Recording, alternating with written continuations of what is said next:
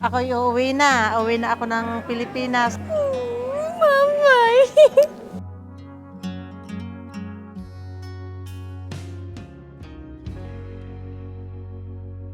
Hello everybody, this is Rochelle. So for today's video mga beshi ko, ihahatid na po natin si Inay sa airport.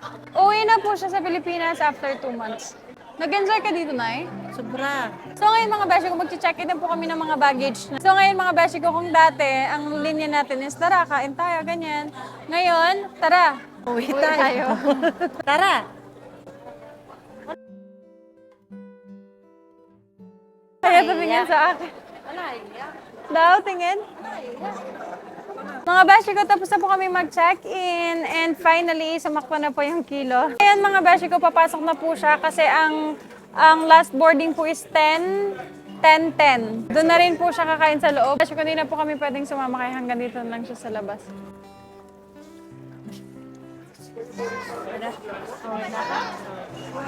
Uwi na ako.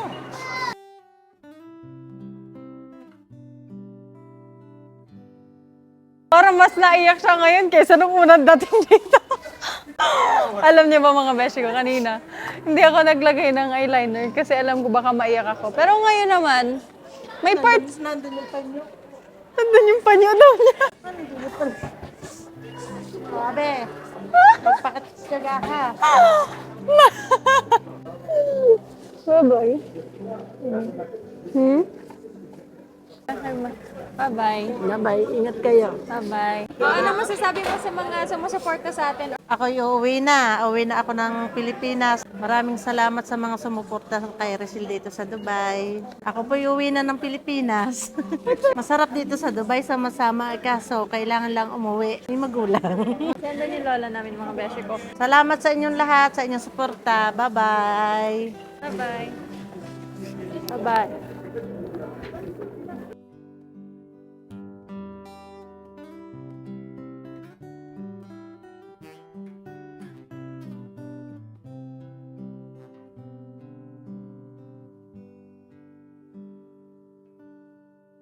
Bye-bye.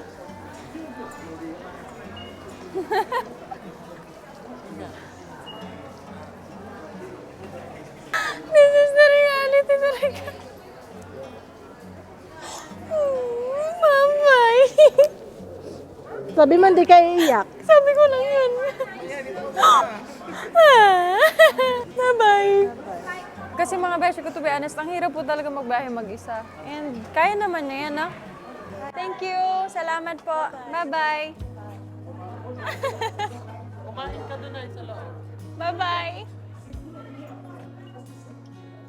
Ikaw mag-ingat. Ikaw yung aalis.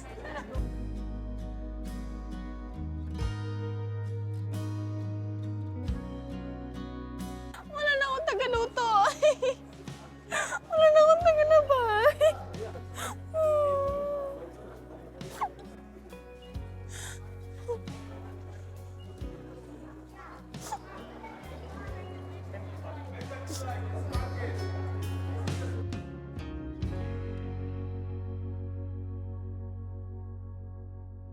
Para kaming nabagsakan ng langit at lupa. Gustuin ko man na mag-for good siya dito kaso may uuwian siya.